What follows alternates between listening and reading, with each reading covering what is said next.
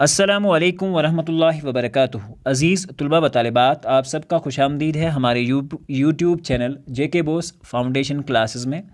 प्यारे बच्चों, आज हम जमात 8वीं उर्दू सबक नंबर 9 जाबिर बिन हयान के दरसी सवालात करने जा रहे हैं।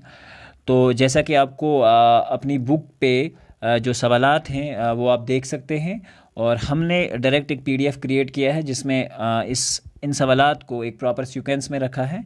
अपना सबक शुरू करने से पहले आपसे गुजारिश है कि हमारे चैनल को अपने दोस्तों में शेयर करें, चैनल को सब्सक्राइब करें और बेल आइकन को प्रेस करें ताकि हम जब भी कोई नया वीडियो अपडेट करें तो आपको उस वीडियो की नोटिफिकेशन सबसे पहले मिले। प्यारे बच्चों, चलिए बग़ैर वक्त ज़ाया किए हम अपना सबक स्टार्ट करते हैं। सवाल नंबर 1, जाबिर बिन हयान कौन था? ठीक है, यहाँ हयान में अनफॉर्चुनेटली नून मिस है, तो आप यहाँ नून लगा सकते हैं। जवाब, जाबिर बिन हयान कूफे के एक गरीब अतार का बेटा था। अतार अतर बेचने वाले को कहते हैं। जाबिर ने बहुत से असूल और कवायद मुरतब किए जो इल्म कीमिया के लिए अहम और ज़रूरी माने जाते हैं। उन्होंने मुख्तलिफ़ किस्म के तेज़ाब और ख़ास कर कलमी शोरे के तेज़ाब की ईजाद की। उन्होंने बहुत से कीमिया दरियाफ़त किए। उन्होंने चमड़ा रंगने और बालों को काला करने का तरीका ईजाद किया। उन्हें इल्म कीमिया का बाबा आदम माना जाता है। सवाल नंबर 2, जाबिर बिन हया की तालीम व तरबियत कहाँ हुई? जवाब, जाबिर ने मामूली सी इब्तदाई तालीम गांव से बाहर अपने रिश्तेदारों के पास हासिल की, लेकिन जब वो कोफा वापस आए तो बाकायदा तौर पर मदरसे में दाखिल होकर बाकी तालीम मुकम्मल हासिल की। सवाल नंबर 3, जाबिर बिन हया का क्या नाम था और वो क्या काम करते थे? जाबिर बिन हयान का असल नाम जाबिर था। बाप का नाम हयान होने की वजह से उन्हें जाबिर बिन हयान यानी हयान का बेटा पुकारा जाता था।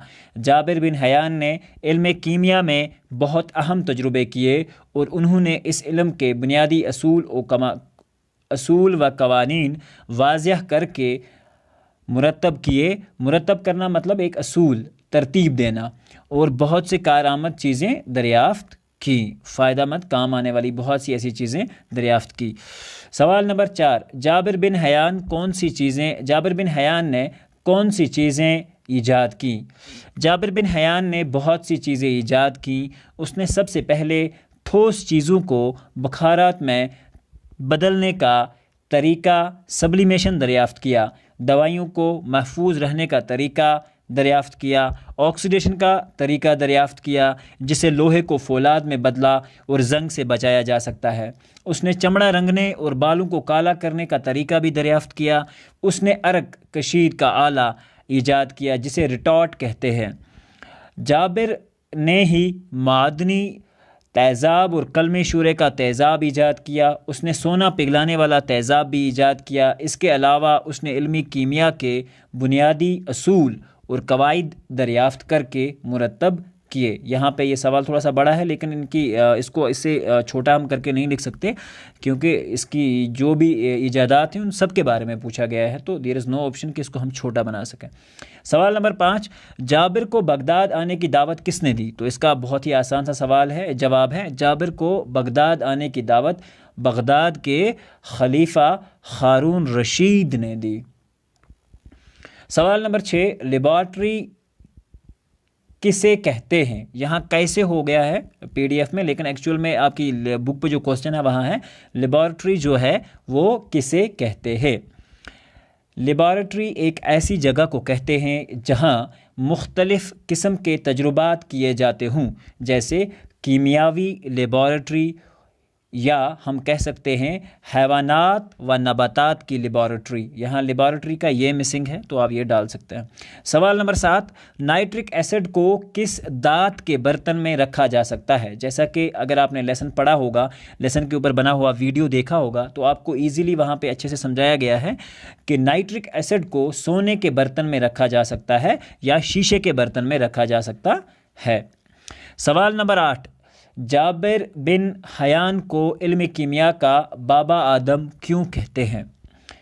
जाबिर बिन हयान को इल्म कीमिया का, इसका जो जवाब है, जाबिर बिन हयान को इल्म कीमिया का बाबा आदम इसलिए कहते हैं کیونکہ اس نے علم کیمیا کے بنیادی اصول و قواعد واضح کر کے مرتب کیے۔ اس نے علم کیمیا میں بہت ساری ایجادات کی جن کی وجہ سے وہ علم کیمیا کے بابا آدم کہلائے جانے لگے۔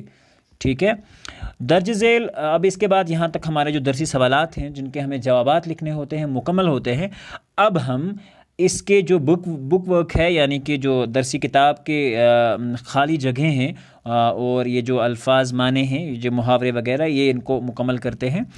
سوال پوچھا گیا ہے کہ درج ذیل محاوروں کو جملوں میں استعمال کیجیے۔ فکر لاحق ہونا، اس کا جواب میں نے کچھ اس طرح سے بنایا ہے: مجھے 8ویں کے امتحان کی فکر لاحق ہو گئی ہے، اور میں یہ سمجھتا ہوں کہ آپ کو فکر لاحق ہونی چاہیے، ایگزام ہوتا ہے۔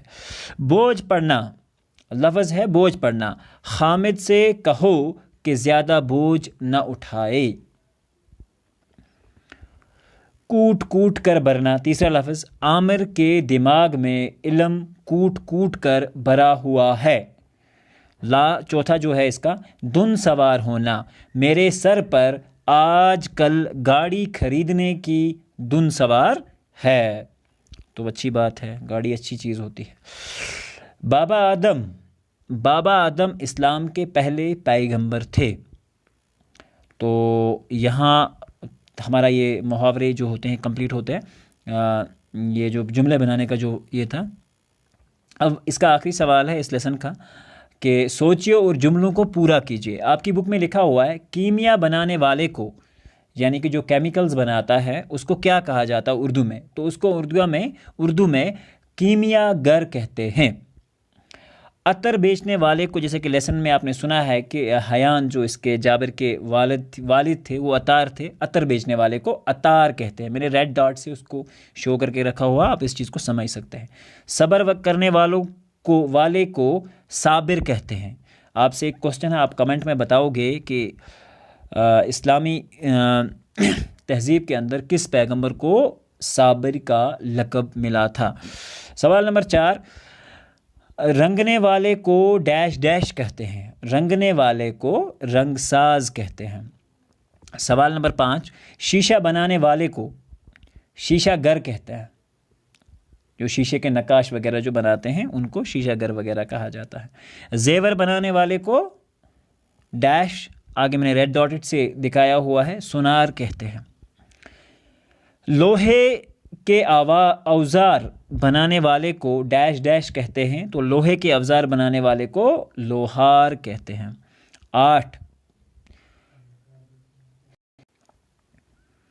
8واں جو ہے، پڑھانے والے کو 2 آپشنز ہیں، استاد کہتے ہیں یا ہم اس کو معلم بھی کہہ سکتے ہیں۔ پڑھانے والے کو یا استاد کہتے ہیں یا معلم، یہ دونوں سینونیمز ہیں ایک دوسرے کے، تو آپ دو میں سے جو بھی آپ کی مرضی ہو آپ استعمال کر سکتے ہیں۔ 9th ون ہے جو اس کا، علم حاصل کرنے والے کو طالب علم کہتے ہیں۔ تو یہاں پہ ہمارا یہ لیسن مکمل ہوتا ہے۔ امید رکھتے ہیں کہ آپ کو یہ ویڈیو پسند آیا ہوگا۔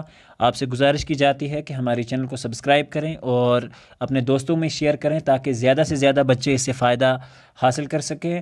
ملتے ہیں اگلے ویڈیو میں، اور جس میں ہم بات کریں گے سبق نمبر 10، خاک وطن کے بارے میں، زمین کی وطن کی مٹی کے بارے میں انشاءاللہ۔